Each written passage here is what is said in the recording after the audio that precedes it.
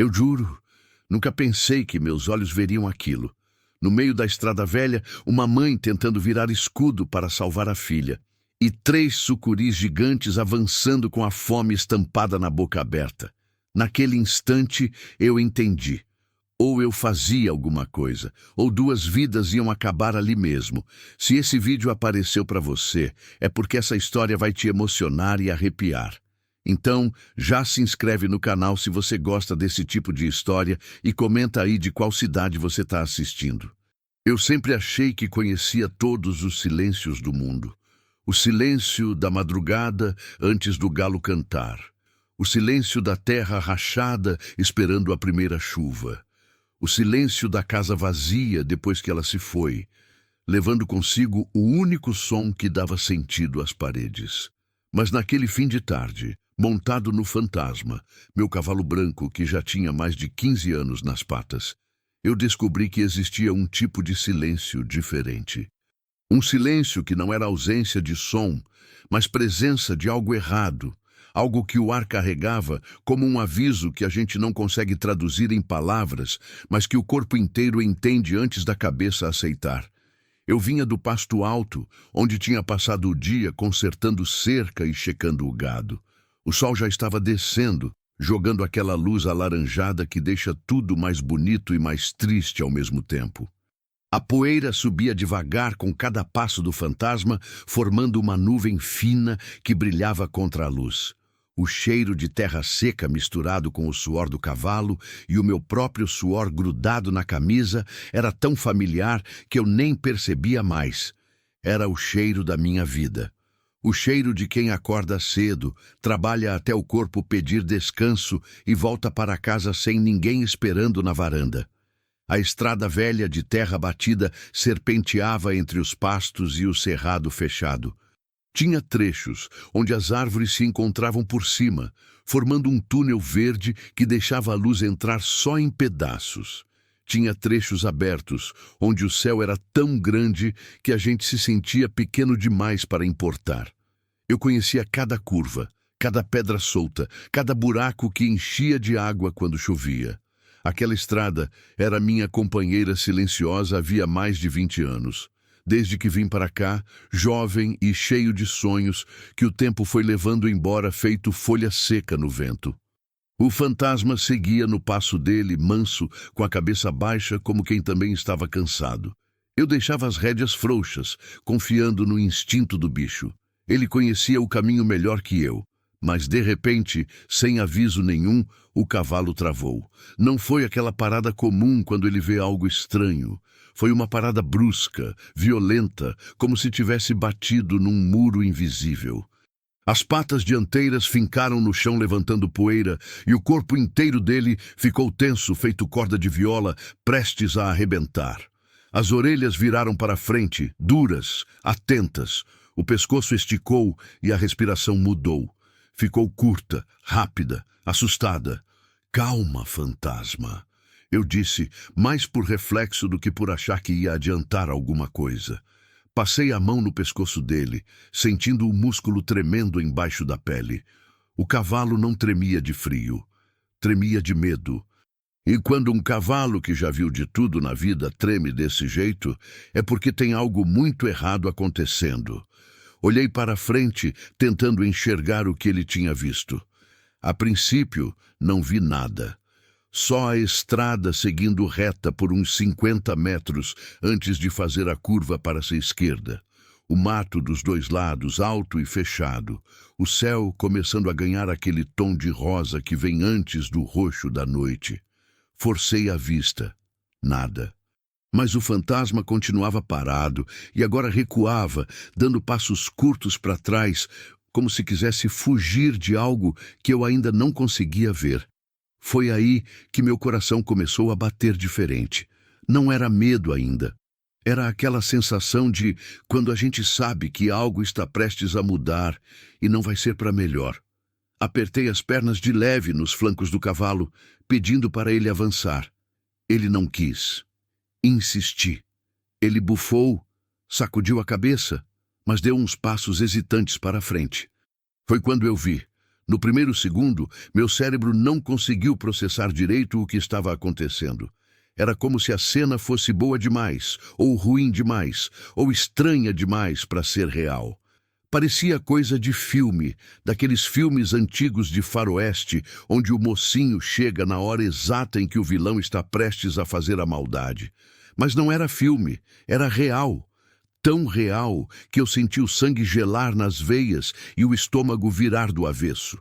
Bem no meio da estrada, a uns 30 metros de mim, estavam duas figuras humanas, uma mulher e uma criança. A mulher estava de pé, ou melhor, meio agachada, com os braços abertos como se tentasse proteger algo. A criança estava atrás dela, agarrada na saia, tão pequena que eu mal conseguia ver direito. Mas não eram elas que tinham feito o fantasma travar. Eram as três coisas que as cercavam. 3 sucuris, enormes. Cada uma devia ter mais de 4 metros de comprimento e a grossura de uma perna de homem adulto. Elas estavam erguidas, com mais de 1,5 metros do corpo levantado do chão, oscilando de um lado para o outro, como se fossem 3 cobras enfeitiçadas por uma música que só elas ouviam. As cabeças estavam altas, as bocas abertas, e mesmo de longe eu podia ver o escuro da garganta e as línguas bifurcadas tremendo no ar, provando o medo que emanava daquelas duas criaturas encurraladas.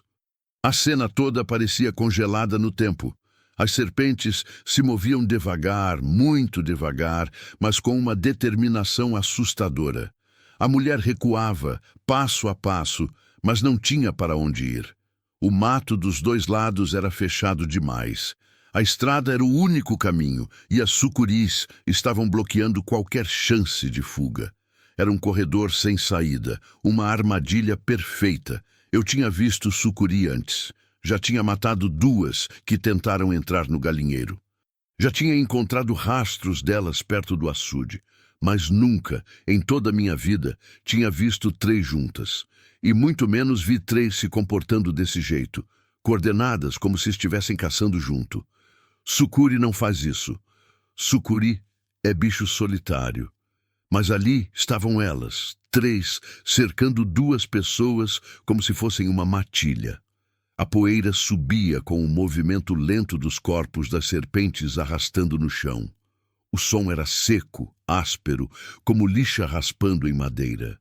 E não havia mais nenhum outro som, nenhum pássaro, nenhum grilo, nenhum vento nas folhas. Era como se a natureza inteira tivesse parado para assistir àquilo, para testemunhar o que estava prestes a acontecer. Meu coração batia tão forte que eu ouvia o pulso latejando nos ouvidos. As mãos suaram, a boca ficou seca. E pela primeira vez em muito tempo, talvez desde o dia em que enterrei minha mulher, eu senti aquele aperto no peito que a gente sente quando percebe que a vida de alguém está pendurada num fio fino demais. A mulher gritou. Não foi um grito alto. Foi um grito sufocado, desesperado, como se ela já tivesse gritado tanto que a voz tinha desistido. Ela deu mais um passo para trás.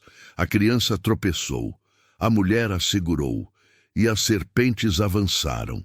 Foi nesse momento que tudo dentro de mim acordou. Desci do fantasma num movimento tão rápido que nem percebi direito como cheguei ao chão. Meus pés tocaram a terra e uma nuvem de poeira subiu ao redor das botas. O cavalo recuou imediatamente, afastando-se da cena com passos nervosos, mas não fugiu.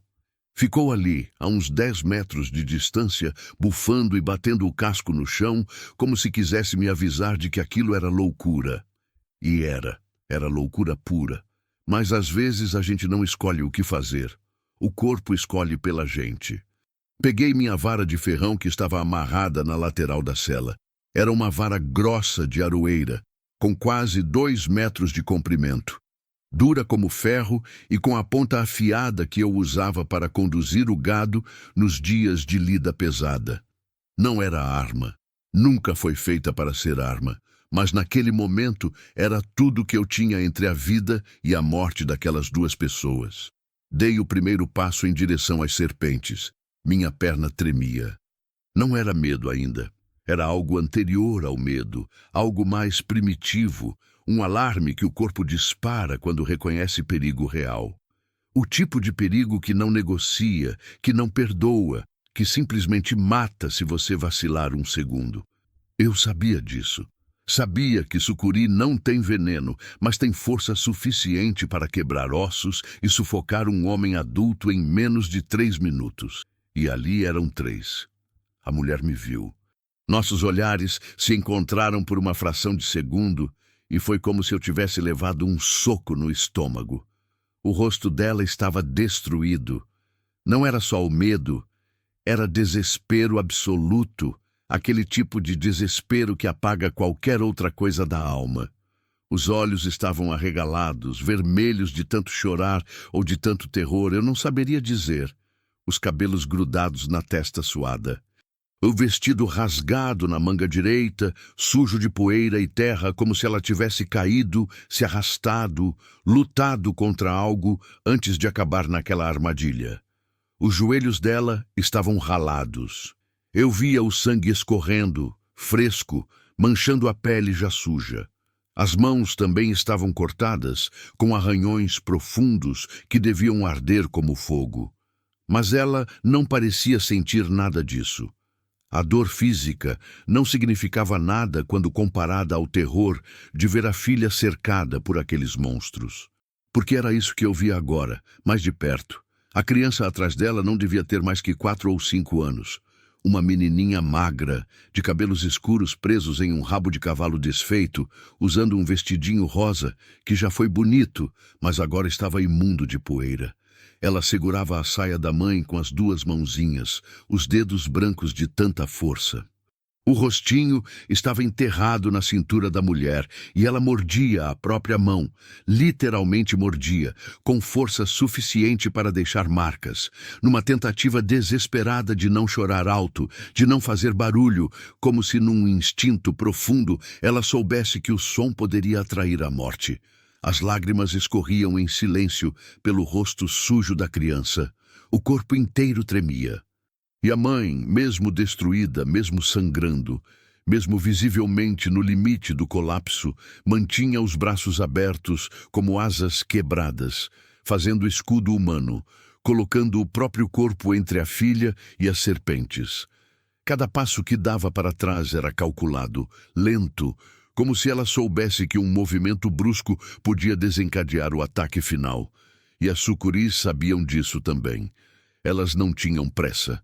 Predadores nunca têm pressa quando a presa está encurralada. Elas avançavam devagar, muito devagar, os corpos grossos ondulando pelo chão de terra batida, levantando aquela poeira fina que subia no ar como fumaça quente do inferno. O movimento era hipnotizante e aterrorizante ao mesmo tempo. As escamas brilhavam sob a luz alaranjada do fim de tarde, criando um padrão de manchas marrons e amarelas que parecia pulsar, vivo, ameaçador. As 3 cabeças permaneciam erguidas, oscilando de um lado para o outro com uma sincronia assustadora. As bocas estavam abertas, não totalmente, mas o suficiente para mostrar o interior escuro da garganta e aquelas línguas bifurcadas que não paravam de se mover, provando o ar, sentindo o cheiro do medo, calculando a distância exata para o bote. Os olhos eram fixos, sem emoção, sem piedade, olhos de réptil que não conhecem compaixão nem hesitação. Eu já estava a 15 metros delas quando a sucuri da direita me notou. A cabeça virou na minha direção com um movimento fluido e a língua vibrou mais rápido. Foi como se ela tivesse dito às outras: "Tem outro aqui." A do meio também virou. A terceira, a maior de todas, permaneceu focada na mulher e na criança. Mas o corpo começou a se reposicionar, como se estivesse se preparando para lidar com 2 ameaças ao mesmo tempo. O mundo ficou mudo de novo. Nem vento, nem pássaro, nem o som distante de alguma vaca. Só o ruído seco das escamas raspando no chão. Era um som que eu nunca vou esquecer. Um som que fazia a pele arrepiar e o estômago revirar. Era o som da morte se arrastando devagar. A mulher me viu chegando mais perto e gritou: Dessa vez foi um grito alto, agudo, cheio de desespero. Não! Não chega perto! Elas vão te matar também! A voz estava quebrada, rouca, como se ela tivesse gritado por horas antes de eu chegar. Mas mesmo assim ela gritou, tentando me avisar, tentando me salvar mesmo quando ela própria estava a segundos de morrer. Teve algo naquele grito que me partiu por dentro. Era o grito de quem já tinha desistido de si mesma, mas ainda lutava pela filha. O grito de um amor tão grande que nem a morte assustava quando se tratava de proteger quem a gente ama. Fica quieta, eu disse, surpreso com a firmeza da minha própria voz. Não se mexe, nem um passo. Não sei se ela me ouviu, não sei se entendeu, mas ela parou de recuar. Ficou ali, congelada, com a criança agarrada nela e os braços ainda abertos, tremendo inteira, mas sem se mover. Dei mais 3 passos. Agora estava a 10 metros das serpentes, à distância de um bote. Se qualquer uma delas decidisse atacar, eu não teria tempo de desviar, seria rápido demais. Mas eu não podia parar. Se eu parasse, se eu recuasse, aquelas duas iam morrer. Era simples assim. Ergui a vara de ferrão na altura do ombro, segurando com as 2 mãos como se fosse uma lança. Meu coração batia tão forte que parecia que ia explodir. O suor escorria pelas costas, colando a camisa na pele. A boca estava tão seca que eu mal conseguia engolir, mas meus olhos estavam fixos nas serpentes. Eu não podia desviar o olhar, não podia demonstrar fraqueza. Animais sentem medo, sentem hesitação e atacam quando percebem. Bati a vara no chão com força. O impacto ecoou seco, levantando uma nuvem de poeira vermelha. As serpentes reagiram imediatamente. As 3 cabeças se ergueram mais alto, as bocas se abriram um pouco mais. A maior delas, a da esquerda, que devia ter uns 5 metros de comprimento, sibilou. Não foi um som alto, foi baixo, gutural, um som que vinha de dentro do corpo e que fazia os pelos da nuca se arrepiarem. Dei mais um passo, bati a vara no chão de novo, mais forte dessa vez. Gritei. Foi um grito instintivo, vindo de algum lugar profundo do peito. Um grito que não era de medo, mas de raiva, de determinação, de recusa absoluta em aceitar que aquela estrada virasse tumba. Saia! Sai daqui! Minha voz rasgou o silêncio como um trovão. A sucuri da direita recuou meio metro, só meio metro, mas recuou. Bati a vara de novo, mais perto dessa vez. Mais um grito. Chutei o chão levantando poeira. Avancei mais 2 passos rápidos, pisando forte, fazendo a terra tremer. A serpente do meio hesitou. Pela primeira vez, ela hesitou. A cabeça abaixou um pouco, como se estivesse reavaliando a situação, mas a maior, a da esquerda, não recuou. Pelo contrário, ela se ergueu ainda mais alta, chegando a quase 2 metros de altura, o corpo grosso, sustentando todo aquele peso com uma força assustadora. A boca abriu completamente. O interior era escuro como um buraco sem fundo, e eu sabia, com toda certeza, que ela ia atacar. Foi quando tudo aconteceu em câmera lenta e em velocidade impossível ao mesmo tempo. A sucuri maior veio direto em mim. Não houve aviso, não houve preparação. Foi um movimento explosivo, violento, como se todo aquele corpo enorme tivesse sido uma mola comprimida que finalmente soltou.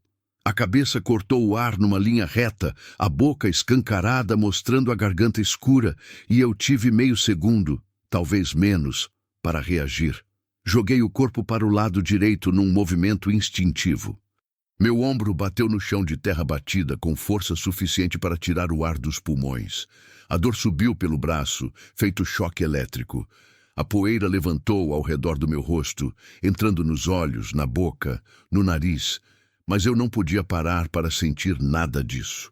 Rolei para longe, apertando a vara de ferrão contra o peito, e me levantei tropeçando, quase caindo de novo. A serpente passou tão perto que eu senti o deslocamento de ar. Ouvi o som do corpo pesado batendo no chão atrás de mim, um baque surdo que fez a terra vibrar. Ela tinha errado, por centímetros, mas tinha errado. E agora estava se recompondo, o corpo se contorcendo para voltar à posição de ataque, a cabeça girando na minha direção, com aqueles olhos frios e vazios que não mostravam frustração nem raiva. Apenas determinação de tentar de novo. Não tive tempo de comemorar ter escapado. A sucuri do meio avançou pela lateral, tentando me pegar desprevenido. Vi o movimento pelo canto do olho e girei, erguendo a vara num arco amplo e desajeitado. A ponta da aroeira acertou o lado da cabeça da serpente com um impacto que reverberou pelos meus braços até os ombros. O som foi seco, pesado, como bater numa tora de madeira molhada. A cobra recuou, sibilando mais alto dessa vez. Não era dor. Sucuri tem a cabeça dura como pedra, mas era suficiente para fazê-la hesitar, para quebrar o ritmo do ataque. Aproveitei aquele segundo de vantagem e avancei 2 passos, gritando de novo, batendo a vara no chão com tanta força que senti a vibração subir pelas mãos. Sai! Sai daqui, bicho desgraçado! Minha voz saiu rouca, quebrada, carregada de uma raiva que eu nem sabia que existia dentro de mim. Era uma raiva antiga, acumulada de anos de solidão, de perdas, de silêncios que pesavam feito chumbo. E agora ela explodia ali, naquela estrada de terra, contra 3 serpentes que tinham escolhido o dia errado para caçar. A terceira sucuri, a da direita, permanecia erguida, mas agora oscilava com mais hesitação.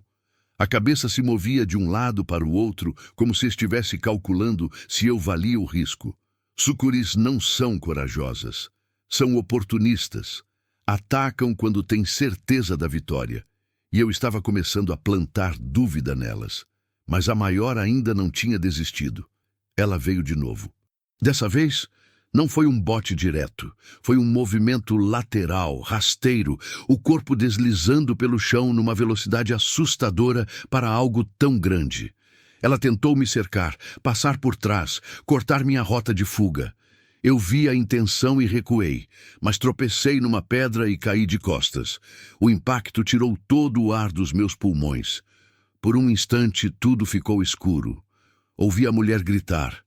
Um grito agudo, desesperado, cheio de horror. Ouvi a criança chorar.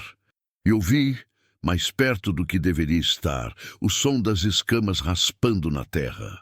A serpente estava vindo rápido. Rolei para o lado esquerdo, sem nem ver direito para onde estava indo. Senti algo roçar na minha perna. Algo grosso, pesado, áspero. Era o corpo da sucuri passando a centímetros de mim. O coração disparou tão forte que eu achei que ia ter um infarto ali mesmo. Me levantei num pulo desajeitado, quase caindo de novo, e ergui a vara na frente do corpo como um escudo improvisado. A serpente estava a 3 metros de mim agora, erguida de novo, a boca aberta, a língua vibrando tão rápido que parecia um borrão. E pela primeira vez eu vi algo diferente naqueles olhos. Não era medo, mas era consideração. Ela estava me avaliando, estava percebendo que eu não era presa fácil, que eu estava disposto a lutar até o fim. Respirei fundo, tentando controlar o tremor nas mãos. O suor escorria pelo rosto, ardendo nos olhos. Cada músculo do corpo doía. O ombro que tinha batido no chão pulsava. Mas eu não podia parar. Não agora. Olhei rapidamente para trás, para a mulher e a criança. Elas ainda estavam lá, agarradas uma na outra, os olhos fixos em mim com uma mistura de terror e esperança. A menina tinha parado de morder a mão e agora chorava abertamente, o rosto enterrado no vestido da mãe. A mulher me olhava com uma intensidade que cortava. Era um olhar que implorava, que agradecia, que não conseguia entender por que um estranho estava arriscando a vida por elas. Eu também não entendia. Não tinha explicação lógica. Meia hora atrás, eu estava voltando para casa pensando em tomar banho, comer alguma coisa e dormir cedo como sempre. Minha vida era simples, previsível, segura. E agora estava ali, a segundos de ser esmagado por uma serpente gigante, lutando por 2 pessoas que eu nunca tinha visto na vida. Mas não importava. Nada disso importava. Porque pela primeira vez em anos, talvez desde que enterrei minha esposa naquele cemitério pequeno perto da cidade, eu sentia que estava fazendo algo que realmente significava alguma coisa. Algo que ia além de mim, da minha dor, da minha solidão. A sucuri maior sibilou de novo, mais baixo dessa vez, e começou a recuar. Devagar, muito devagar, mas recuou. A do meio já estava a 5 metros de distância, o corpo ainda erguido, mas claramente indecisa. A da direita tinha abaixado a cabeça quase até o chão. Senti uma pontada de esperança. Pequena, frágil, mas esperança. Dei mais um passo à frente, batendo a vara no chão. O som ecoou seco. Gritei de novo. Vai embora! Sai daqui! Chutei uma pedra que voou e bateu perto da serpente do meio. Ela se encolheu, o corpo ondulando para trás. Bati a vara na lateral de uma árvore próxima, fazendo um estrondo que se espalhou pelo ar abafado da tarde. Pulei para frente com os 2 pés, fazendo a terra tremer. E finalmente, elas começaram a recuar de verdade. A sucuri da direita foi a primeira a desistir. Abaixou a cabeça completamente e começou a deslizar em direção ao mato, o corpo serpenteando numa linha sinuosa que levantava pequenas nuvens de poeira. A do meio hesitou mais um pouco, a cabeça oscilando entre mim e a mulher com a criança, como se ainda estivesse considerando se valia a pena insistir. Mas quando eu avancei mais 2 passos, gritando e batendo a vara com toda a força que ainda restava nos braços, ela também recuou. Só a maior permaneceu. A enorme sucuri, que tinha tentado me pegar 2 vezes, continuava erguida, a cabeça alta, os olhos fixos em mim. Por um momento, achei que ela ia atacar de novo, que ia tentar uma última vez. Meu corpo inteiro se preparou para desviar, para rolar, para fazer o que fosse necessário. Mas então ela fez algo inesperado. Abaixou a cabeça lentamente, quase com dignidade, como se estivesse reconhecendo que tinha perdido aquela batalha. O corpo começou a se mover para trás, deslizando pelo chão numa retirada calculada. Não era fuga, era recuo estratégico. Ela me olhou, se é que uma serpente pode olhar de verdade, por mais um segundo, e depois virou a cabeça em direção ao mato. Vi as 3 desaparecerem na vegetação fechada, os corpos grossos sumindo entre as folhas e os galhos como sombras que a floresta reabsorveu. O som das escamas raspando foi ficando mais distante, mais abafado, até sumir completamente. E, de repente, o mundo voltou ao normal. Bem, quase normal. O silêncio permaneceu por mais alguns segundos. Um silêncio pesado, carregado, como se a própria natureza estivesse processando o que tinha acabado de acontecer. E então, como se alguém tivesse apertado um botão, os sons voltaram. Uma cigarra começou a cantar, um pássaro gorjeou em algum lugar distante, o vento sussurrou nas folhas das árvores. A vida continuava, minhas pernas falharam, simplesmente cederam como se os ossos tivessem virado gelatina. Caí de joelhos na estrada, a vara de ferrão escorregando das mãos trêmulas e batendo no chão ao meu lado.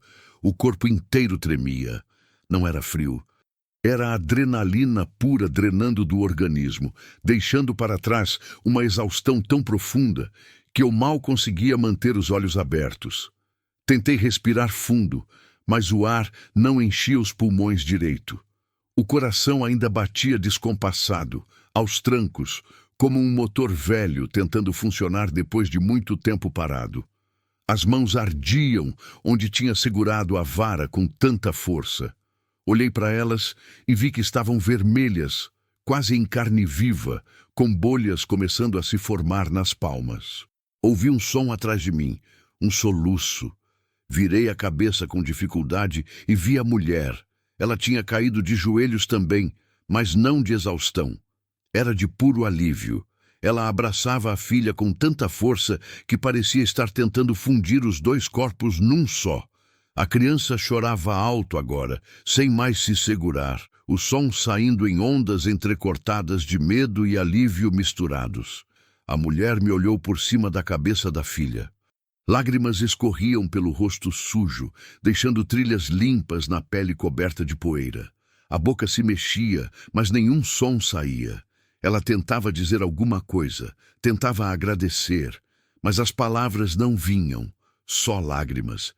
Fiz um gesto com a mão, um gesto pequeno, cansado, que significava algo como: tá tudo bem, não precisa falar nada. Porque realmente não precisava. Eu entendia. Entendia perfeitamente o que ela estava sentindo, porque eu também estava sentindo. Um misto impossível de terror atrasado, alívio esmagador e uma gratidão inexplicável por ainda estar vivo, por ainda poder respirar, por ainda ter conseguido fazer a diferença. Fiquei ali, de joelhos na estrada, tentando recuperar o fôlego e processar o que tinha acabado de acontecer. O sol continuava descendo, pintando o céu de laranja e rosa. A poeira que tinha sido levantada na luta ainda pairava no ar, brilhando contra a luz. E em algum lugar distante, ouvi o fantasma relinchar, um som preocupado, questionando se eu estava bem. Tô bem, velho, murmurei sem força para falar mais alto. Tô vivo. E era verdade. Estava vivo. Nós três estávamos vivos. Contra todas as probabilidades, contra toda a lógica, nós tínhamos sobrevivido. A estrada não virou tumba. Não naquele dia. Levei alguns minutos até conseguir me levantar. Talvez tenham sido 5 minutos, talvez 10. O tempo tinha parado de fazer sentido. Cada músculo do corpo reclamava, protestava contra qualquer movimento. O ombro que tinha batido no chão pulsava com uma dor surda e constante. As mãos ardiam, as pernas tremiam como se fossem ceder a qualquer momento. Mas aos poucos, respiração após respiração, o corpo foi voltando a responder. Peguei a vara de ferrão do chão, usando-a como apoio para me erguer. A madeira estava quente na mão, aquecida pelo sol e pelo suor. Fiquei de pé, cambaleando um pouco, e olhei ao redor como se estivesse vendo aquela estrada pela primeira vez. Tudo parecia diferente agora. A luz tinha mudado, estava mais alaranjada, mais intensa, jogando sombras longas que se esticavam pelo chão como dedos escuros. O ar tinha um cheiro diferente também. Não era só terra e mato, era suor, medo, algo metálico que eu não conseguia identificar. Talvez fosse o cheiro da própria morte que tinha passado perto demais e deixado seu rastro no ar. Virei-me completamente para onde estavam a mulher e a criança. Elas continuavam abraçadas no meio da estrada, mas agora a mulher tinha levantado o rosto e me olhava com uma expressão que eu nunca vou esquecer. Não era só gratidão, era algo mais profundo. Era o olhar de quem tinha visto o fim chegando, tinha sentido o hálito gelado da morte roçando na pele e, de repente, tinha sido puxada de volta para a vida por um estranho que apareceu do nada. A criança ainda chorava, mas agora era um choro mais baixo, mais cansado. O corpinho tremia contra o peito da mãe em espasmos irregulares. De vez em quando, ela soluçava alto, um soluço que vinha de dentro do peito e que parecia doer. As mãozinhas ainda agarravam o vestido da mãe com força, os dedinhos brancos de tanta tensão, como se ela tivesse medo de que, se soltasse, a realidade mudasse de novo e os monstros voltassem. Dei os primeiros passos em direção a elas. Devagar, muito devagar. Não queria assustá-las mais do que já estavam. Meu corpo protestou a cada movimento. A perna direita doía.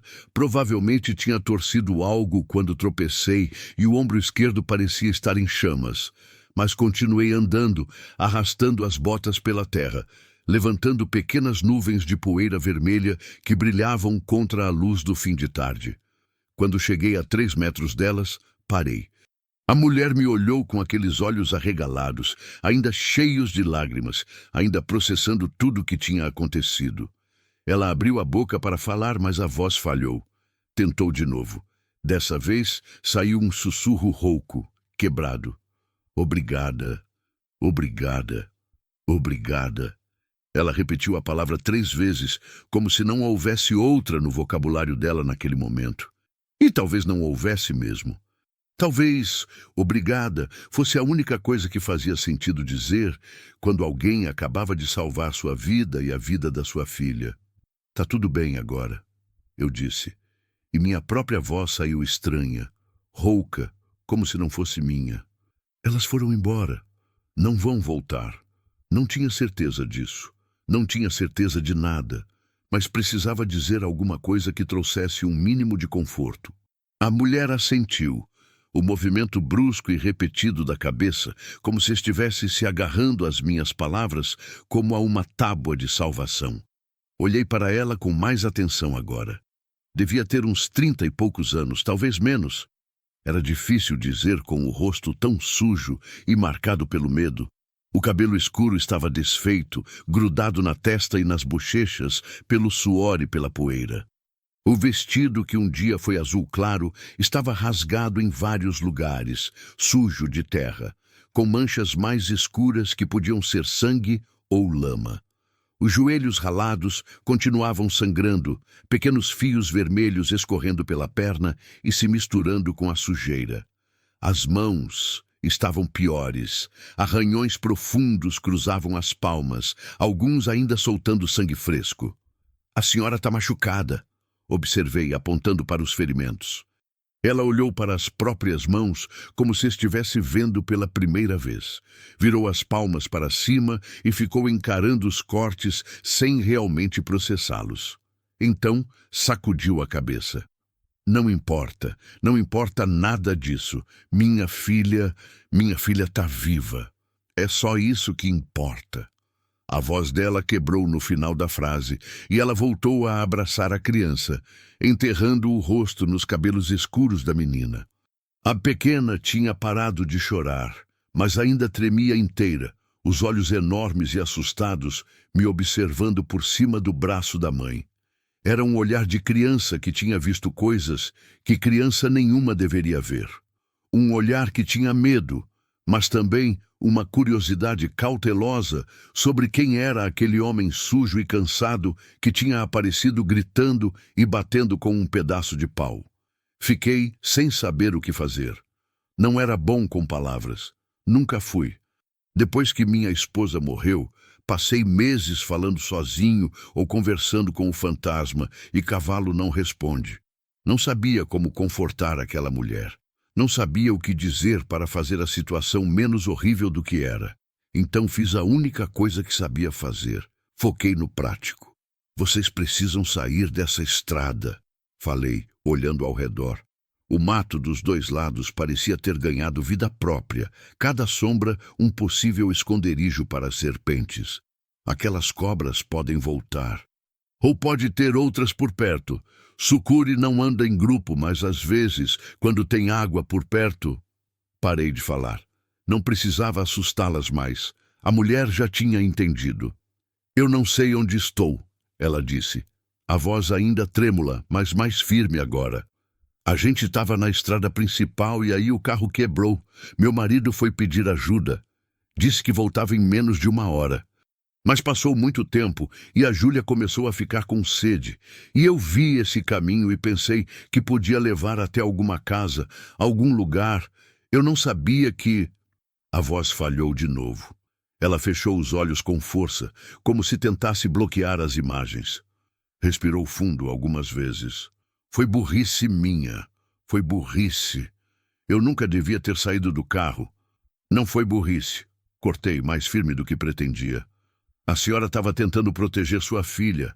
Estava tentando fazer o certo. Às vezes, a gente faz tudo certo e ainda assim as coisas dão errado. Ela me olhou de um jeito diferente então, como se aquelas palavras tivessem alcançado algum lugar dentro dela que precisava ouvir isso. Assentiu devagar. A menina, Júlia, ela tinha dito, finalmente soltou o vestido da mãe e se virou completamente para me olhar. O rostinho redondo estava sujo de terra e lágrimas, os olhos ainda vermelhos e inchados de tanto chorar. Ela não devia ter mais que 5 anos. Usava um vestidinho rosa com desenhos de flores que um dia foi bonito, mas agora estava completamente arruinado. Os pezinhos calçavam sandálias cor-de-rosa também, uma delas sem a tirinha traseira, provavelmente perdida durante o desespero da corrida. "Você matou as cobras?" Ela perguntou de repente, a vozinha fina e chorosa. "Não, pequena", respondi, tentando suavizar o tom. "Eu só assustei elas. Fiz barulho e elas foram embora porque acharam que eu era mais perigoso do que vocês."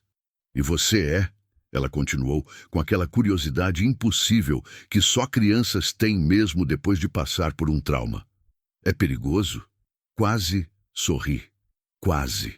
A pergunta era tão inocente, tão pura, que por um segundo me fez esquecer onde estávamos e o que tinha acabado de acontecer. "Só quando preciso ser", respondi honestamente. Júlia pensou sobre isso por um momento, então assentiu como se tivesse tomado uma decisão importante. "Então você é do bem", ela declarou com a certeza absoluta que só uma criança de 5 anos pode ter sobre o mundo. "As pessoas do bem são perigosas para os monstros, mas não para a gente." Dessa vez, eu sorri. Não pude evitar. Era um sorriso pequeno, cansado, mas real. "É pequena. Acho que é isso mesmo." A mulher finalmente conseguiu se levantar. Fez isso devagar, segurando a filha pela mão, as pernas tremendo tanto que por um momento achei que ela ia cair de novo. Mas se manteve de pé. Ela era mais alta do que eu tinha imaginado. Devia ter uns 1,70 m, magra, mas não frágil. Apesar de tudo que tinha passado, ainda havia força nela. Uma força que vinha de algum lugar profundo, daquele tipo de determinação que só mães têm quando se trata de proteger os filhos. "Como é seu nome?" Ela perguntou, limpando o rosto com as costas da mão e só conseguindo espalhar mais sujeira. Hesitei. Fazia tanto tempo desde que alguém tinha me perguntado meu nome que por um segundo até esqueci como era estranho ter que responder. "Sebastião", falei finalmente.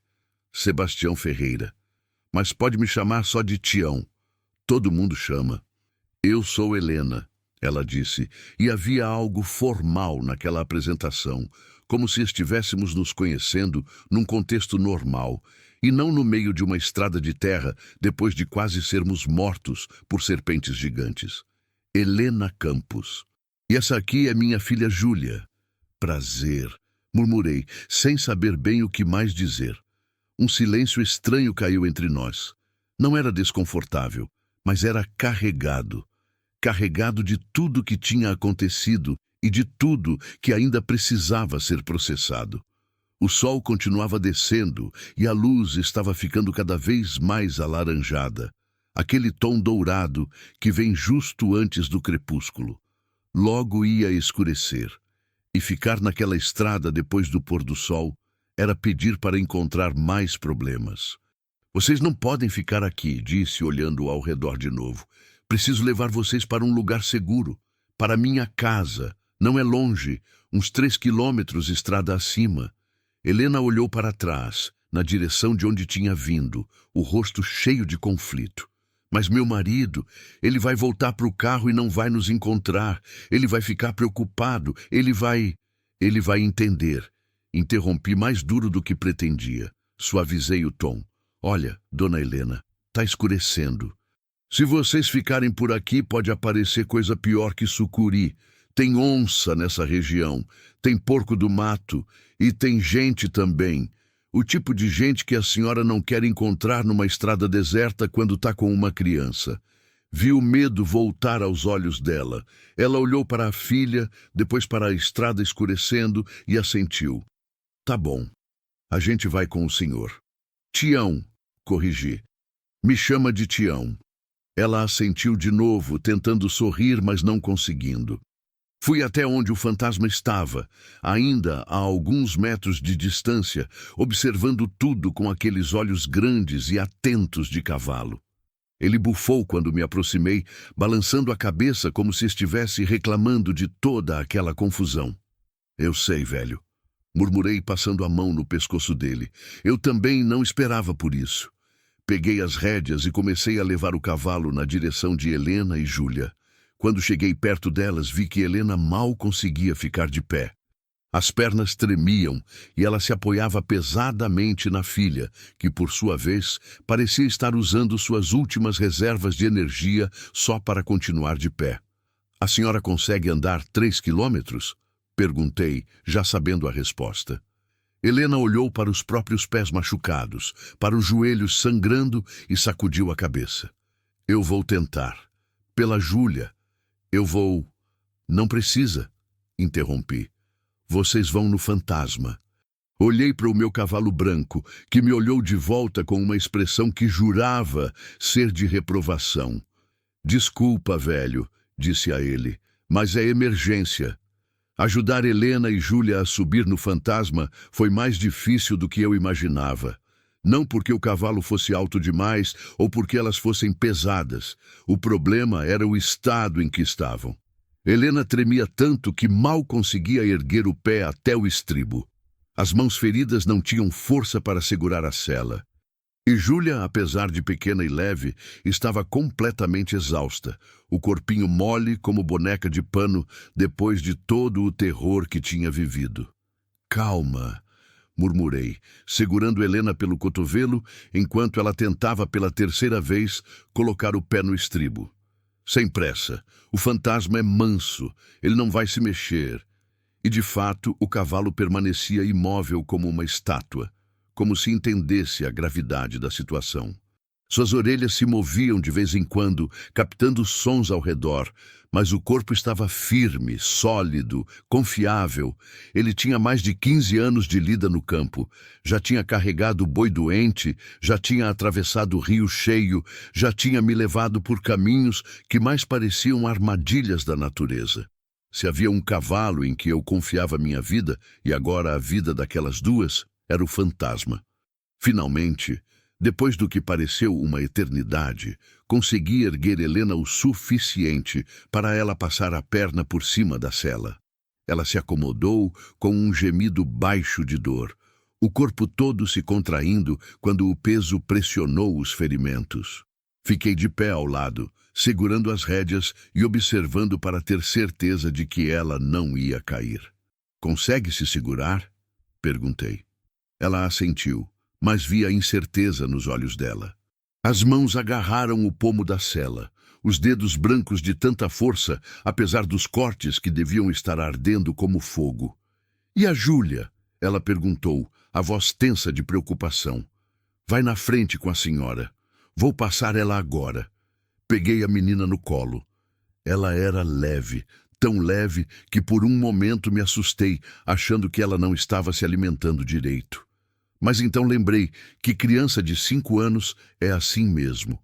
Pequena, frágil, toda feita de ossinhos finos e pele macia. Júlia me olhou de perto pela primeira vez, os olhos castanhos enormes no rostinho sujo, estudando meu rosto como se estivesse tentando decidir se podia confiar em mim. "Tudo bem, pequena", falei baixinho. "Vou te colocar na frente da sua mãe. Você vai segurar aqui, ó." Toquei na parte da frente da cela. "E sua mãe vai segurar você. Tá bom?"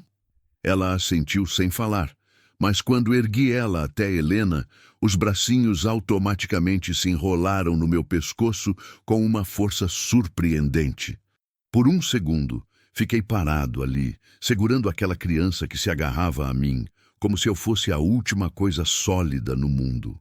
Senti algo apertar dentro do peito. Uma sensação que eu não sentia havia anos, desde que minha esposa tinha ido embora, levando consigo qualquer possibilidade de termos filhos, de construirmos uma família. "Ei", sussurrei, a voz mais suave do que eu sabia que podia ser. "Tá tudo bem agora. Sua mãe tá aqui. Pode soltar." Júlia hesitou, então lentamente afrouxou os braços. Passei ela para Helena, que imediatamente a envolveu com um braço, enquanto a outra mão continuava segurando a sela. A menina se aninhou contra o peito da mãe, a cabecinha encostando embaixo do queixo de Helena, e pela primeira vez desde que as vi, pareceu relaxar um pouco.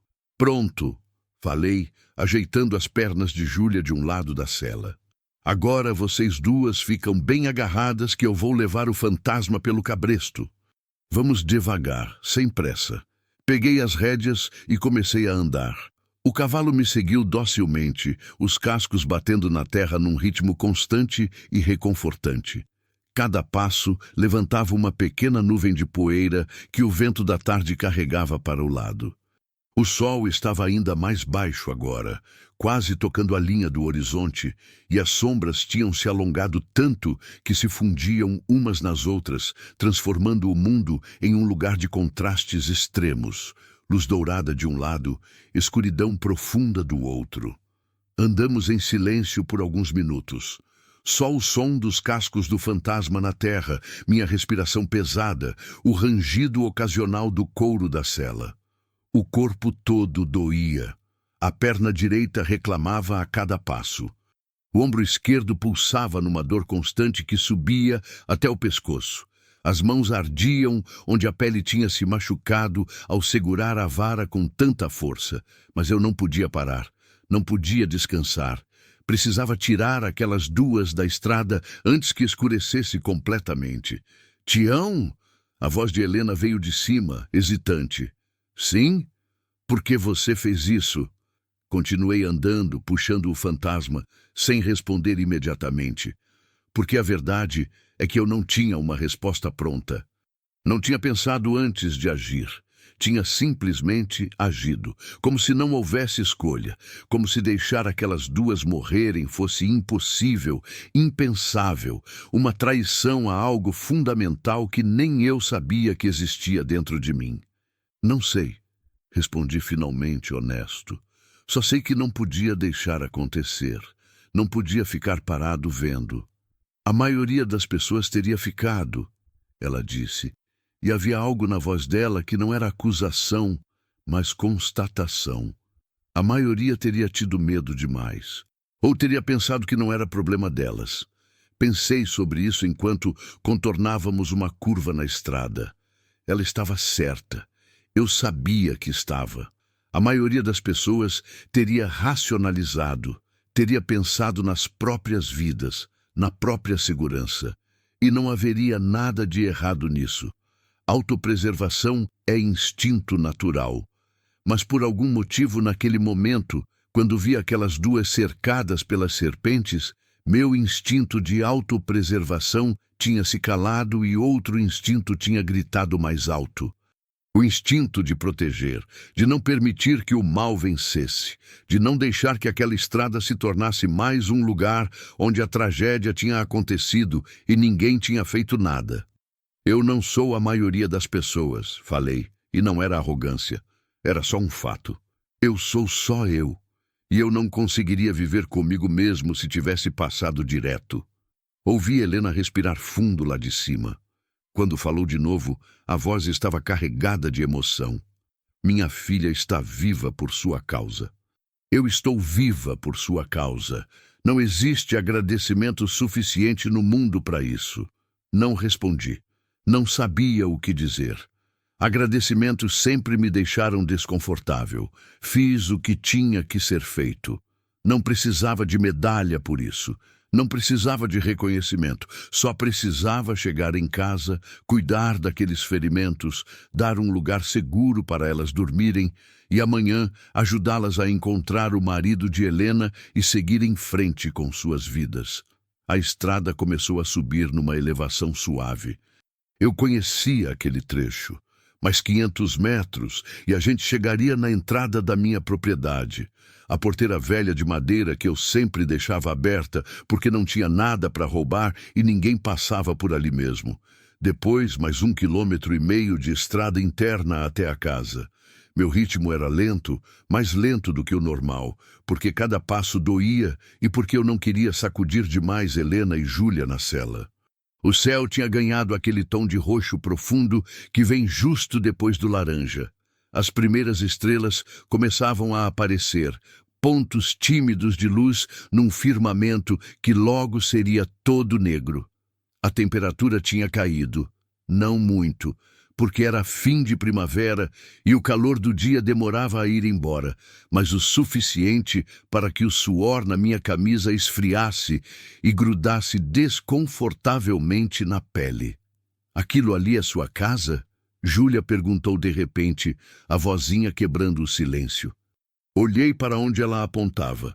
Ainda estava longe demais para ver a casa, mas a menina tinha olhos bons. No topo da próxima elevação, mal visível contra o céu escurecendo, estava o telhado da minha casa. A casa onde eu morava sozinho havia 5 anos. A casa que tinha sido construída para abrigar uma família, mas que acabou abrigando só um homem e suas memórias.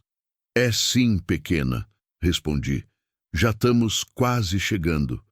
É bonita, ela disse, com aquela sinceridade impossível de criança. Quase ri. A casa não era bonita. Era funcional. Era um cubo de alvenaria com telhado de 2 águas, varandinha na frente, 3 quartos que ninguém usava, uma cozinha grande demais para uma pessoa só. Tinha sido pintada de branco uma vez, há muitos anos, mas agora a tinta estava descascada, manchada pelo tempo e pelo sol. Os batentes das janelas precisavam de reparo. A porta da frente rangia. O telhado tinha algumas telhas quebradas que eu sempre adiava consertar. Não era bonita. Era só casa. Mas para Júlia, naquele momento, depois de tudo que ela tinha passado, talvez fosse a coisa mais bonita do mundo, porque significava segurança, significava fim do pesadelo, significava que ela e a mãe iam sobreviver mais uma noite. Passamos pela porteira aberta, as dobradiças enferrujadas rangendo quando o vento bateu na madeira. A estrada interna era ainda mais estreita que a principal, com o mato crescendo dos 2 lados, formando quase um túnel verde. Galhos arranhavam nas minhas pernas ocasionalmente. Folhas secas estralavam sob os cascos do fantasma. O cheiro mudou. Agora era mais intenso, mais verde. Aquele cheiro de mata fechada misturado com o cheiro distante do curral e do esterco curtido que eu usava na horta. "Tem mais gente na casa?" Helena perguntou, e havia uma tensão nova na voz dela. Medo, talvez. Medo de que eu não estivesse sozinho. Medo do que mais poderia estar esperando. "Não", respondi. "Só eu. Moro sozinho há 5 anos. Sua família... Minha esposa morreu. Cortei, mais seco do que pretendia. Não gostava de falar sobre isso. Nunca gostei. Faz 5 anos, não temos filhos, não tenho ninguém." O silêncio que se seguiu foi pesado. Helena não insistiu. Ela entendeu que aquele era um território que eu não queria explorar, e eu agradeci silenciosamente por isso.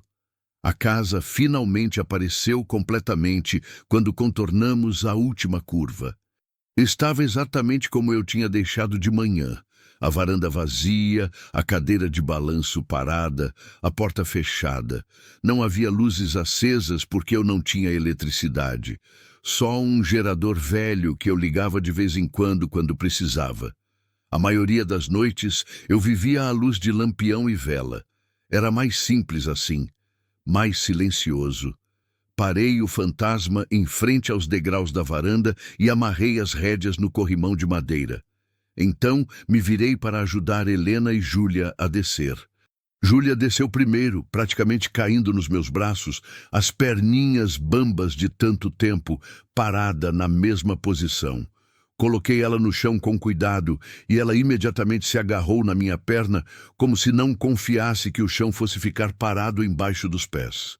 Helena desceu com mais dificuldade. Os músculos tinham enrijecido durante a cavalgada e quando ela tentou mover a perna, soltou um gemido baixo de dor. Segurei ela pela cintura, ajudando a descer, e senti como o corpo inteiro tremia. Não só de exaustão, mas de dor, de trauma, de tudo que tinha sido segurado com força durante a última hora e que agora ameaçava desmoronar. Quando seus pés tocaram o chão, as pernas cederam. Ela teria caído se eu não estivesse segurando. Ergui ela rapidamente, passando um braço por baixo dos joelhos e outro pelas costas, e a carreguei até a varanda como se carregasse um fardo de feno. Ela era leve, mais leve do que deveria ser para uma mulher adulta. Provavelmente não estava se alimentando direito. Provavelmente vivia preocupada demais com a filha para se preocupar consigo mesma. Eu consigo andar, ela protestou fracamente, mas não lutou. Eu sei, respondi, mas não precisa. Subi os 3 degraus de madeira que levavam à varanda, Júlia me seguindo como uma sombra pequena e silenciosa. Abri a porta com o ombro. Nunca trancava, não havia motivo, e entrei na escuridão da casa. O cheiro familiar me atingiu imediatamente. Cheiro de madeira velha, de poeira acumulada, de solidão. Não era ruim, era só vazio. Coloquei Helena na cadeira de balanço que ficava na sala, a única cadeira realmente confortável que eu tinha. Ela se afundou nela com um suspiro que era metade alívio, metade dor. Júlia imediatamente subiu no colo da mãe, enroscando-se ali como um gato assustado, procurando calor. Vou acender um lampião, avisei, caminhando até o aparador onde guardava os lampiões e os fósforos. Acendi 3 lampiões, espalhando-os pela sala. A luz amarelada e trêmula encheu o espaço, revelando os contornos familiares da minha vida solitária. A sala não era grande. Tinha a cadeira de balanço, um sofá velho que eu raramente usava, uma mesa de centro com algumas revistas antigas, um rádio que não funcionava mais. Nas paredes, algumas fotos emolduradas que eu não tinha coragem de tirar. Minha esposa sorrindo, nós 2 no dia do casamento, a casa que construímos juntos, memórias de um tempo que parecia pertencer a outra vida. Quando me virei de volta para Helena e Júlia, vi as 2 me observando à luz dos lampiões. Helena tinha os braços em volta da filha, protegendo, sempre protegendo. Mas o medo tinha diminuído nos olhos dela. Ainda estava lá, latente, pronto para voltar à superfície ao menor sinal de perigo, mas tinha diminuído, porque ela estava começando a acreditar que realmente tinha chegado em um lugar seguro. Vou buscar água, falei. E alguma coisa para limpar esses ferimentos. Vocês não se mexam daí. Tião. Helena me chamou quando eu já estava virando para a cozinha. Parei, olhei para trás. Obrigada, ela disse de novo. Por tudo. Assenti, sem palavras, e fui buscar o que precisava. Tinha trabalho a fazer. Tinha feridas para tratar. Tinha 2 vidas para cuidar. E, de alguma forma, pela primeira vez em 5 anos, minha casa não parecia tão vazia. A cozinha estava como eu tinha deixado de manhã, limpa, mas espartana, com o mínimo necessário para um homem que cozinhava só para si mesmo. A pia velha de louça branca tinha algumas manchas amareladas que não saíam mais. O fogão a lenha no canto ocupava metade da parede, sua boca de ferro fechada, as cinzas do café da manhã ainda mornas lá dentro. 2 panelas penduradas num gancho, um armário alto e estreito com pratos, copos, alguns mantimentos. Uma mesa pequena com 2 cadeiras que nunca recebiam visita. Acendi outro lampião na cozinha e comecei a reunir o que precisava. Água limpa do filtro de barro. Precisava ferver mais, mas por enquanto serviria para começar a limpar os ferimentos. Panos limpos que eu guardava numa gaveta, álcool que usava para desinfetar ferimentos de gado e que funcionaria igual em gente. Um pote velho de pomada caseira que uma vizinha distante tinha me dado anos atrás, feita com ervas do cerrado que ela jurava que curavam qualquer coisa. E um rolo de atadura que eu mantinha no armário desde sempre, porque numa fazenda sozinho a gente nunca sabe quando vai precisar se cuidar de um acidente. Coloquei tudo numa bacia de alumínio e voltei para a sala. Helena e Júlia não tinham se mexido. Continuavam enroscadas uma na outra na cadeira de balanço, como se separar fosse impossível agora. A luz dos lampiões dançava nas paredes, criando sombras longas que se moviam como fantasmas silenciosos. Lá fora, através da janela aberta, ouvi o canto das cigarras começando, aquele som estridente e contínuo que marcava o começo da noite no cerrado. Preciso cuidar desses ferimentos, falei, me ajoelhando na frente da cadeira e colocando a bacia no chão. Vai arder, não vou mentir, mas precisa limpar se não pode infeccionar. Helena assentiu, mas quando olhou para as próprias mãos, as palmas cortadas, os dedos inchados, o sangue seco misturado com sujeira, fez uma careta de dor antecipada. Júlia também olhou, seus olhinhos arregalando, ao ver todo aquele sangue na mãe. A mamãe está muito machucada? A menina perguntou, a voz fina carregada de preocupação. Tá um pouco machucada, sim, respondi honestamente. Nunca gostei de mentir para a criança, mas eu vou cuidar dela, vou limpar tudo direitinho e passar remédio. Sua mãe é forte, pequena, ela vai ficar bem. Júlia pensou sobre isso, então assentiu com aquela seriedade impossível que crianças às vezes demonstram. Eu seguro a mão dela, decidiu. Quando dói, a gente tem que segurar a mão de quem a gente ama. Minha mãe fala isso. Algo se apertou no meu peito. Um nó que eu não esperava. A inocência daquela criança, a sabedoria simples daquelas palavras, me atingiu de um jeito que eu não estava preparado. Helena olhou para a filha com um amor tão intenso nos olhos que quase doía ver. É verdade, ela sussurrou, beijando o topo da cabeça de Júlia. É exatamente isso que a gente faz. Comecei com as mãos. Peguei uma das mãos de Helena com cuidado, virando a palma para cima para ver melhor os ferimentos à luz do lampião. Estava pior do que eu tinha pensado. Não eram só arranhões superficiais. Tinha cortes profundos, alguns ainda sangrando devagar, outros já começando a formar casca. A pele ao redor estava inchada, avermelhada, provavelmente inflamando. Terra e pequenos pedregulhos estavam incrustados em alguns dos cortes. Molhei um pano limpo na água e comecei a limpar devagar. Helena se encolheu no primeiro toque, os dedos se contraindo, um gemido baixo escapando entre os dentes cerrados. Júlia imediatamente agarrou a outra mão da mãe com as duas mãozinhas, apertando com toda a força que tinha. Eu tô aqui, mamãe, ela disse. Tô segurando. Eu sei, meu amor, Helena respondeu, a voz trêmula. Eu sinto. Continuei limpando, removendo toda a sujeira que conseguia, tentando ser o mais gentil possível, mas sabendo que não havia jeito de fazer aquilo sem causar dor. A cada passada do pano, Helena se contraía. Às vezes, soltava um som baixo. Outras vezes, apenas mordia o lábio com tanta força que eu tinha medo que ela se machucasse mais. Mas não reclamou, não pediu para eu parar. Apenas aguentou, respirando fundo, apertando a mão da filha, deixando as lágrimas escorrerem silenciosamente pelo rosto. Quando terminei de limpar, peguei o álcool. Helena viu e fechou os olhos com força. Vai arder, avisei de novo.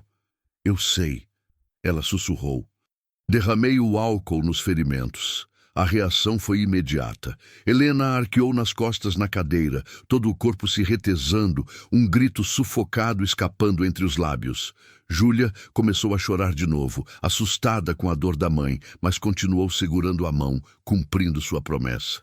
Desculpa, murmurei, e era verdade. Eu odiava causar dor, mesmo sabendo que era necessário. Já passou a pior parte. Esperei o álcool secar um pouco, depois passei a pomada caseira. O cheiro de ervas encheu o ar. Alecrim, aroeira, algo que eu não conseguia identificar. A textura era espessa, grudenta, mas ela se espalhava bem sobre os ferimentos. Comecei a enfaixar, enrolando a atadura ao redor da palma da mão, entre os dedos, cobrindo todos os cortes. Fiz o mesmo com a outra mão. Depois passei para os joelhos. Isso foi mais complicado porque precisava que Helena levantasse o vestido e ela hesitou. Não por vergonha. A situação estava além disso. Mas porque mover as pernas doía. Cada músculo tinha enrijecido. Os joelhos ralados grudavam no tecido do vestido. Júlia, vem cá, chamei a menina. Vou cuidar da sua mãe aqui. Você pode sentar ali no sofá? Só por uns minutinhos. A menina não queria se afastar, mas Helena assentiu, encorajando, e ela obedeceu, caminhando com passos hesitantes até o sofá velho e se sentando na ponta, os pés balançando sem tocar no chão, os olhos fixos em nós. Helena levantou o vestido até os joelhos com as mãos enfaixadas, revelando as pernas magras, a pele clara coberta de poeira e sangue. Os joelhos estavam em carne viva. A pele tinha sido arrancada numa área grande, deixando a carne exposta, vermelha e brilhante. Pequenos pedaços de cascalho estavam incrustados. Só de olhar já doía. Como você conseguiu andar com isso? Perguntei, genuinamente impressionado. Porque tinha que conseguir. Ela respondeu simplesmente. Porque a Júlia precisava de mim.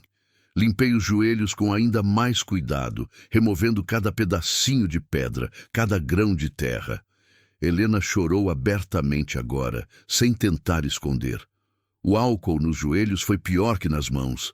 Ela gritou, não conseguiu segurar. Foi um grito curto, mas agudo, que fez Júlia pular do sofá e correr até nós.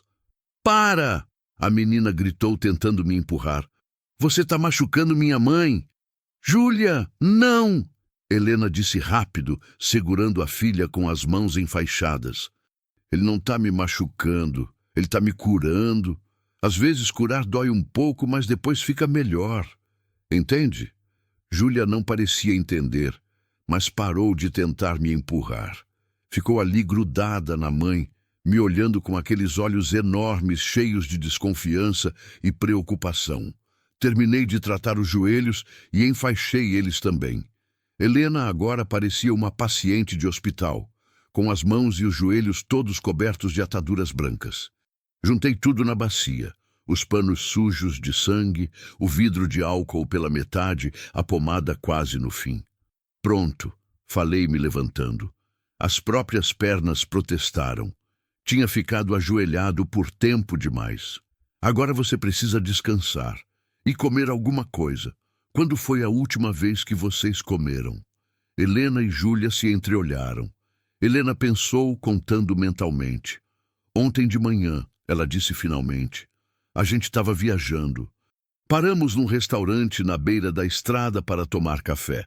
Depois disso, eu tinha uns biscoitos no carro, mas acabaram antes do carro quebrar. Mais de 30 horas sem comer. Nenhuma das duas tinha reclamado, nenhuma tinha pedido comida. Tinham outras preocupações mais urgentes, como sobreviver. Vou fazer alguma coisa, disse pegando a bacia e voltando para a cozinha. Não tinha muito, nunca tinha. Arroz no pote de vidro. Feijão que eu tinha cozinhado 2 dias atrás e guardado numa panela tampada. Ovos do galinheiro, farinha, um pedaço de carne seca pendurada num gancho. Não era comida sofisticada, mas era comida honesta, feita com o que a terra dava e o que minhas mãos produziam. Acendi o fogão a lenha, alimentando-o com gravetos secos que pegavam fogo rápido. As chamas começaram a dançar dentro da boca de ferro, iluminando a cozinha com uma luz alaranjada e quente.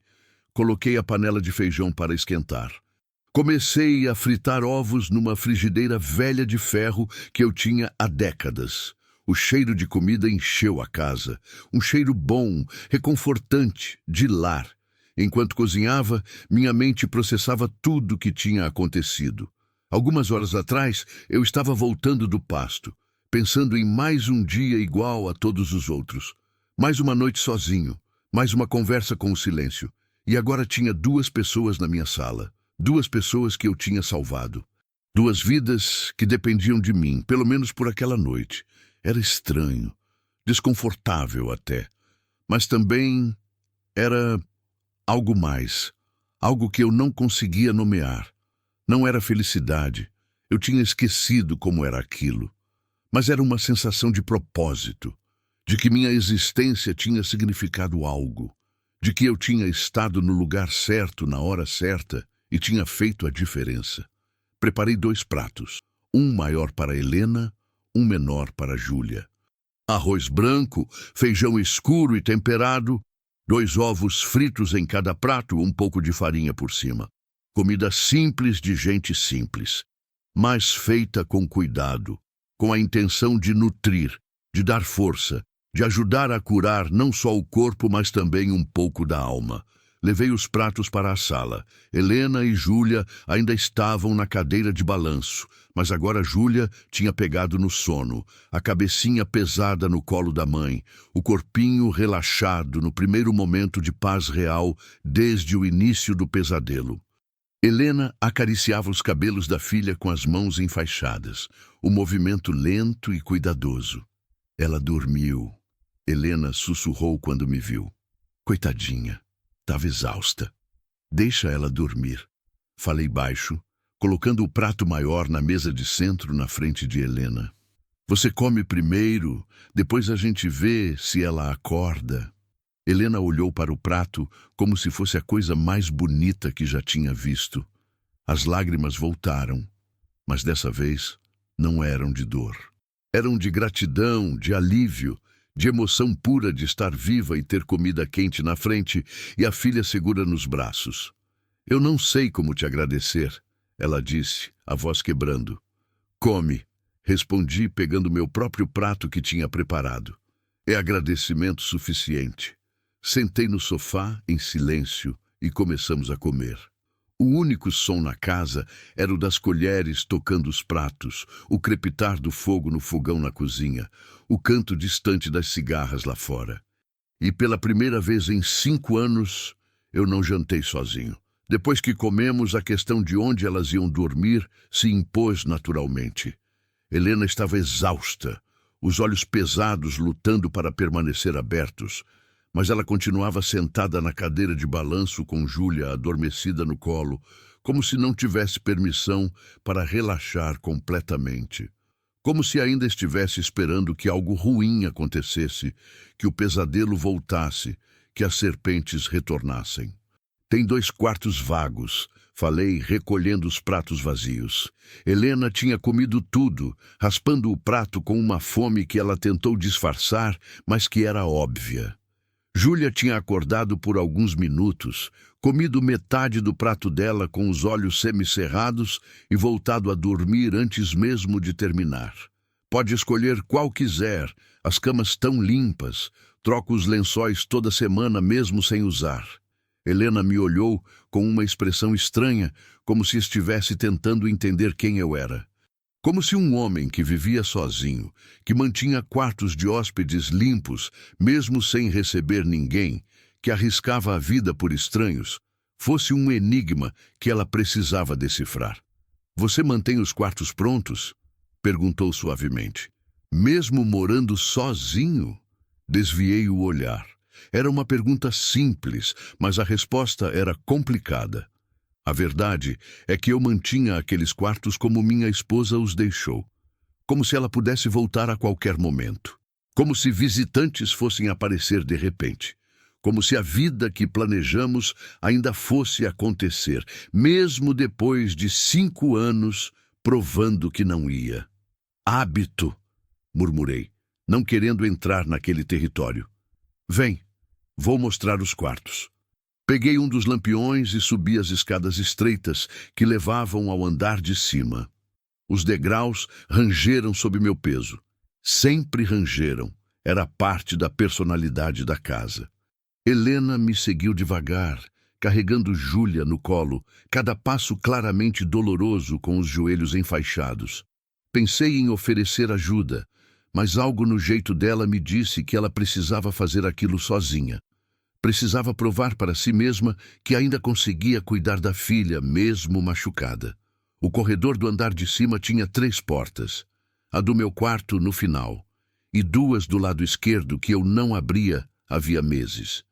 Empurrei a primeira porta e ela gemeu nas dobradiças. O quarto se revelou na luz trêmula do lampião. Pequeno, simples, mas arrumado. Uma cama de casal com lençóis brancos, um guarda-roupa de madeira escura no canto, uma mesinha de cabeceira com um velho abajur que não funcionava mais. A janela com cortina de renda branca que minha esposa tinha escolhido. "Esse aqui serve?" perguntei. Helena entrou devagar. olhando ao redor com aquela mesma expressão de quem não consegue acreditar que está em um lugar seguro. Ela foi até a cama e se sentou na beirada com cuidado, ainda segurando Júlia. A menina nem se mexeu, completamente entregue ao sono profundo da exaustão. É perfeito, Helena sussurrou. É mais do que a gente merece. Todo mundo merece um lugar seguro para dormir, respondi, colocando o lampião na mesinha de cabeceira. Se precisar de alguma coisa durante a noite, meu quarto é ali no final do corredor. Pode chamar, não vou trancar a porta. Ela assentiu, então olhou para Júlia adormecida em seus braços. A menina estava suja de terra, o vestidinho rosa completamente arruinado, os cabelos cheios de poeira. Helena também estava imunda, o vestido rasgado e manchado, o rosto com trilhas de lágrimas secas na camada de sujeira. A gente está tão sujas, ela disse, mais para si mesma do que para mim. Não quero sujar sua cama limpa. Tem uma bacia lá embaixo, falei. Posso trazer água morna. Não é banho de chuveiro, mas serve para tirar o pior da sujeira. Você não precisa fazer isso, ela protestou, mas havia esperança na voz. Já fez tanto? Preciso sim, cortei. Vocês duas vão dormir melhor se estiverem limpas. E esses ferimentos precisam estar limpos também. Vou buscar a água. Desci as escadas antes que ela pudesse argumentar mais. Na cozinha, coloquei água para esquentar numa panela grande no fogão ainda quente. Enquanto esperava, olhei pela janela para a escuridão lá fora. A noite estava completa agora, sem lua, só o céu pontilhado de estrelas que pareciam mais próximas aqui no meio do nada do que em qualquer outro lugar.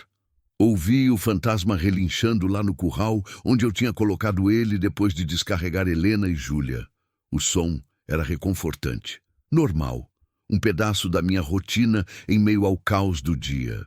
Quando a água estava morna, despejei numa bacia grande, peguei sabonete, toalhas limpas e voltei para cima. Bati de leve na porta do quarto antes de entrar. Helena tinha deitado Júlia na cama e a menina continuava dormindo profundamente, enrolada nos lençóis brancos sem nem perceber. Ela tá morta de cansada, Helena disse acariciando a testa da filha. Acho que nem vai acordar se eu limpar ela. Melhor assim, concordei, colocando a bacia no chão. Deixa ela descansar. Fiquei ali parado, sem saber direito o que fazer. Helena percebeu meu desconforto. Pode deixar, ela disse gentilmente. Eu cuido da gente agora. Já fez demais. Precisa descansar também. Era verdade. Meu corpo inteiro gritava por descanso. Cada músculo doía.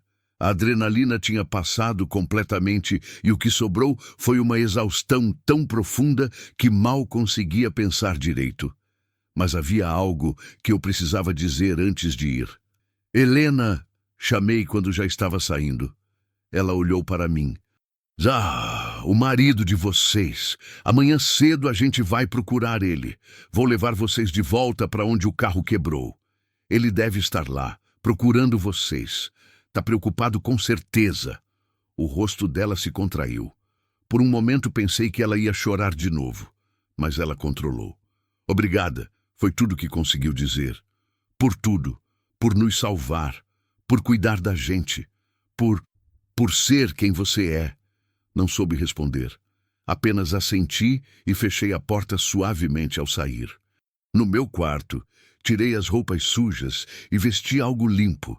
Lavei o rosto numa bacia de água fria que mantinha sempre ali. Olhei para o espelho rachado pendurado na parede e por um momento não reconheci o homem que olhava de volta. Parecia mais velho. Os olhos fundos de cansaço, o rosto marcado pela tensão, mas havia algo mais, algo que não estava ali de manhã, uma luz diferente nos olhos, propósito talvez, ou apenas a satisfação silenciosa de ter feito algo que importava. Deitei na cama sem me cobrir.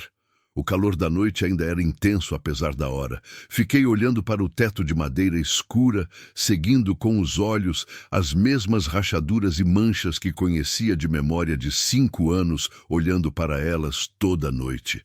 Ouvi sons abafados vindo do quarto ao lado, água sendo despejada, movimento suave. Helena cuidando da filha e dela mesma. Pensei no dia, em como tinha começado normal e terminado completamente diferente. Pensei nas serpentes, nos segundos eternos em que achei que ia morrer. Pensei em Helena, colocando o próprio corpo entre a filha e o perigo. Pensei em Júlia mordendo a própria mão para não chorar. Pensei em como a vida pode mudar em um instante, como um dia comum pode se transformar em algo extraordinário sem aviso. E pensei em minha esposa. Pela primeira vez em meses, pensei nela sem que doesse tanto. Lembrei do jeito que ela cuidava das coisas, como mantinha a casa sempre pronta para receber gente, mesmo quando ninguém vinha. Como dizia que a gente nunca sabe quando vai precisar ajudar alguém, então é melhor estar sempre preparado. Na época, achei que era jeito dela de ser organizada, mas agora, com 2 pessoas dormindo no quarto ao lado, porque eu tinha lençóis limpos e cômodos prontos, entendi que ela sabia algo que eu não sabia, que preparação não é sobre esperar que algo aconteça. É sobre estar pronto quando acontece. Obrigado. Sussurrei para o teto, para a memória dela, para o universo ou o que quer que estivesse ouvindo, por me ensinar isso. O sono veio devagar, carregado, pesado, mas antes de mergulhar completamente, ouvi um som vindo do corredor, passos leves, a porta do meu quarto se abrindo um pouco. Abri os olhos e vi Helena parada no batente, segurando o lampião. Desculpa, ela sussurrou. Não queria acordar você. Não estava dormindo, respondi, me apoiando nos cotovelos. Tá tudo bem? Precisa de alguma coisa? Ela ficou ali parada por um momento, como se estivesse reunindo coragem para falar. Então disse, só queria ter certeza que você é real. Que isso tudo não é sonho, que realmente existe alguém como você no mundo. Não soube o que responder. Fiquei ali, olhando para ela na luz do lampião, essa mulher que tinha lutado com unhas e dentes para proteger a filha, que tinha enfrentado monstros literais e ainda encontrava força para agradecer. Sou real, falei finalmente. E você também. E sua filha. E tudo o que aconteceu hoje foi real. E vocês sobreviveram. É isso que importa. Helena assentiu, as lágrimas brilhando nos olhos, mas não caindo. Boa noite, Tião, ela disse suavemente. Boa noite, Helena. Ela fechou a porta e ouvi seus passos voltando para o quarto. Deitei de novo, olhando para o teto.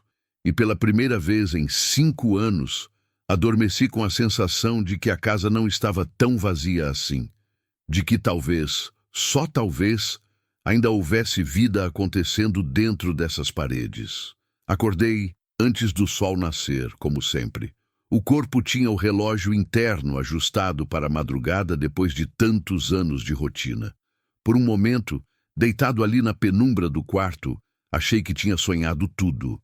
As serpentes, Helena, Júlia, tudo parecia distante demais, irreal demais para ter acontecido de verdade.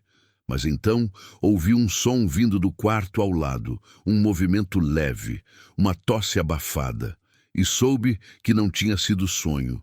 Tinha 2 pessoas na minha casa, 2 vidas que eu tinha salvado e que agora dependiam de mim para encontrar o caminho de volta para suas próprias vidas. Levantei devagar, cada músculo reclamando. O corpo inteiro doía de maneiras que eu nem sabia que eram possíveis. O ombro esquerdo estava roxo onde tinha batido no chão. As mãos ardiam. A perna direita protestava a cada passo, mas era uma dor boa, de certa forma. A dor de quem lutou e venceu. A dor de estar vivo. Vesti a calça de trabalho e uma camisa limpa. Desci as escadas no escuro, acostumado a cada degrau, a cada rangido. Na cozinha, acendi o lampião e comecei a preparar café. Café forte, do jeito que eu gostava, feito no coador de pano que minha esposa usava. O cheiro começou a encher a casa, aquele aroma reconfortante que significava começo de dia, trabalho pela frente, vida continuando. Enquanto o café passava, preparei pão. Não era pão fresco. Eu não sabia fazer. Era pão que eu comprava uma vez por semana na cidade, já meio duro, mas que ficava bom torrado na chapa do fogão com uma camada grossa de manteiga. Coloquei à mesa 3 pratos, 3 xícaras, 3 lugares. Era estranho colocar mesa para 3. Não fazia isso havia... quanto tempo? Anos.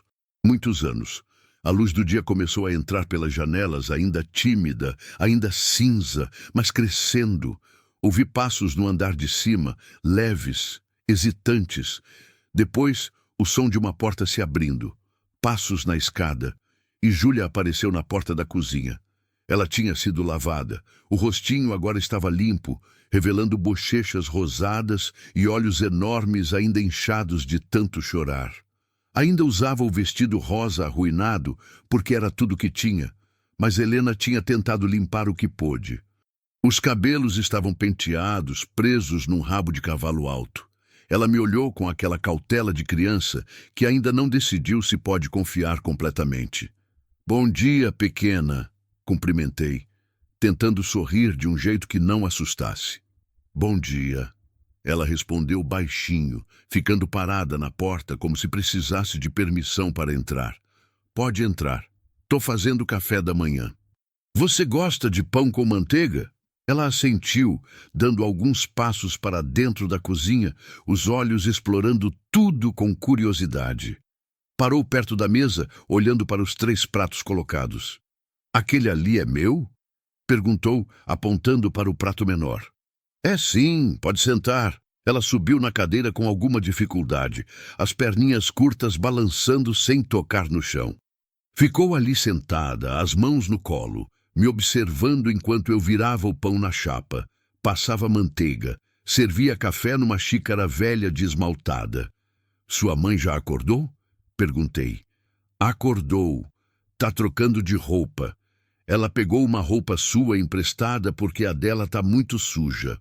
Tá bom?" "Claro que tá bom", respondi. "Ela pode pegar o que precisar." Júlia assentiu, satisfeita com a resposta. Então, com aquela franqueza brutal que só crianças têm, perguntou: "Você mora sozinho porque sua esposa morreu?" A pergunta me pegou desprevenido. Fiquei parado com a faca da manteiga no ar, sem saber como responder. Crianças não entendem que algumas perguntas machucam. Elas só perguntam o que querem saber. "É", respondi finalmente, voltando a passar manteiga no pão. "Ela morreu faz 5 anos. Você fica triste?" "Às vezes." "Minha avó morreu também." Júlia continuou, balançando as pernas. "Eu era pequena, nem lembro direito, mas minha mãe fica triste às vezes. Ela chora quando acha que eu tô dormindo. Eu escuto. Algo se apertou no meu peito. Essa criança pequena carregando o conhecimento da dor da mãe, fingindo dormir para não deixar a mãe saber que ela sabia. A complexidade da compaixão humana começando tão cedo. "Sua mãe te ama muito", falei, colocando o pão no prato dela. "Isso eu percebi ontem. Ela lutou feito leoa para te proteger." Eu sei." Júlia disse simplesmente, pegando o pão e dando uma mordida grande. Mastigou pensativa, então continuou com a boca meio cheia. "Você também lutou. Por nós, mesmo sem nos conhecer." "É o que a gente faz", respondi sentando na cadeira do lado. "Quando vê alguém em perigo, a gente ajuda, não importa se conhece ou não." Ela pensou sobre isso enquanto continuava comendo. Então, com aquela lógica infantil, que às vezes é mais sábia que qualquer filosofia adulta, disse: "Então você é nosso amigo agora, porque amigo é quem ajuda quando a gente precisa." Sorri. Não pude evitar. Era a 2ª vez em menos de 24 horas que eu sorria de verdade, e ambas tinham sido por causa dessa menina. "Acho que é isso mesmo", concordei. Helena apareceu na porta nesse momento. Ela usava uma camisa minha, grande demais, as mangas enroladas até os cotovelos, a barra chegando quase nos joelhos. Por baixo, provavelmente ainda usava a própria roupa, mas a camisa cobria o vestido arruinado. Tinha lavado o rosto e os cabelos, e agora, limpa e descansada, Eu conseguia ver melhor quem ela era. Uma mulher bonita, apesar dos ferimentos, apesar do trauma visível nos olhos. Forte, determinada, sobrevivente. Bom dia, ela disse um pouco envergonhada por estar usando minha roupa. Bom dia, senta. Tem café e pão. Ela se sentou no terceiro lugar, movendo-se com cuidado por causa dos joelhos enfaixados. Olhou para a filha comendo e sorriu. Aquele sorriso de mãe que vê o filho seguro e alimentado e nada mais importa no mundo. Tomamos café em silêncio por alguns minutos. Não era um silêncio desconfortável. Era o silêncio de pessoas que passaram por algo intenso juntas e agora precisavam desse momento de quietude para processar. O café estava forte e quente. O pão estava crocante.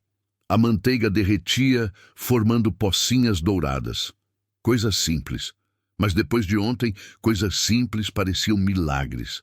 Hoje, a gente precisa encontrar seu marido. Falei quando terminei a primeira xícara.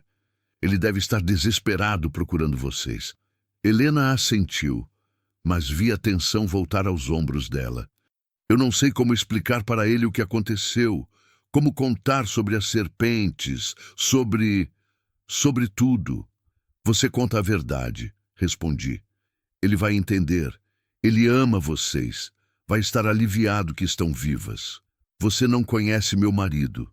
Ela disse baixinho, mexendo o café sem beber. Ele é bom homem, mas ele se culpa por tudo. Se algo dá errado, ele acha que é culpa dele. Quando souber que nos deixou sozinhas e quase morremos, ele não deixou vocês sozinhas. Cortei. O carro quebrou. Ele foi buscar ajuda. Fez o que tinha que fazer. O que aconteceu depois não foi culpa de ninguém. Foi só azar. E azar a gente não controla. Júlia tinha parado de comer e nos observava com atenção, os olhos indo de mim para a mãe como se estivesse assistindo uma conversa muito importante. O papai vai ficar muito bravo? Ela perguntou com voz pequena. Não, meu amor, Helena disse rápido, estendendo a mão enfaixada para tocar o rosto da filha. Papai não vai ficar bravo, vai ficar feliz, muito feliz de nos ver. Mas vi a dúvida nos olhos dela e entendi. Entendi que havia algo mais ali, algo na dinâmica daquele casamento que eu não conhecia e não tinha direito de julgar. Mas também entendi que meu papel não era resolver os problemas deles, era apenas devolver Helena e Júlia em segurança para onde pertenciam. Terminamos o café. Ajudei a limpar a cozinha enquanto Helena trocava as ataduras de Júlia. A menina tinha alguns arranhões nos braços que eu não tinha visto ontem na escuridão. Nada sério, mas Helena cuidava de cada um como se fosse ferimento mortal, com aquela atenção meticulosa que só mães têm. Preparei o fantasma. O cavalo estava descansado, comido, pronto para mais um dia. Passei a mão no pescoço dele enquanto ajeitava a sela. Mais um favor, velho, murmurei. Última viagem com elas. Depois volta ao normal. O cavalo bufou como se entendesse. Talvez entendesse. Cavalos sabem coisas que a gente não sabe. Ajudei Helena e Júlia a subir de novo. Júlia na frente, Helena atrás, as duas agarradas como ontem. Mas hoje era diferente. Não havia medo. Não havia desespero, apenas cansaço e a antecipação do reencontro que viria. Comecei a andar, guiando o fantasma pela mesma estrada que tinha percorrido ontem. Mas agora, à luz do dia, tudo parecia diferente. Via coisas que não tinha visto ontem. Flores amarelas brotando no mato, um ninho de pássaro num galho baixo, pegadas de algum animal noturno na terra. A vida continuava. Sempre continuava. Quando chegamos ao ponto onde tinha encontrado as serpentes, parei. Olhei para o chão. As marcas ainda estavam lá. O rastro das serpentes na poeira. Meus próprios passos confusos, correndo, lutando. O lugar onde Helena tinha caído. Era como um registro do que tinha acontecido. Uma cicatriz na terra. Helena viu também. Senti ela se enrijecer atrás de mim. Foi aqui, ela sussurrou. Foi, confirmei. Mas acabou. Vocês sobreviveram. Continuamos. A estrada principal apareceu depois de alguns minutos. E lá, estacionado no acostamento irregular, estava um carro velho. Um Gol branco, capô levantado, claramente quebrado. E ao lado dele, sentado numa pedra com a cabeça entre as mãos, estava um homem. Ele levantou a cabeça quando ouviu os cascos do fantasma. Por um segundo, só ficou olhando, como se não conseguisse processar o que via. Então o reconhecimento bateu como um raio. Helena! Ele se levantou num pulo e começou a correr na nossa direção. Era um homem na casa dos 30, magro, alto, com o rosto marcado pela noite sem dormir e pelo desespero.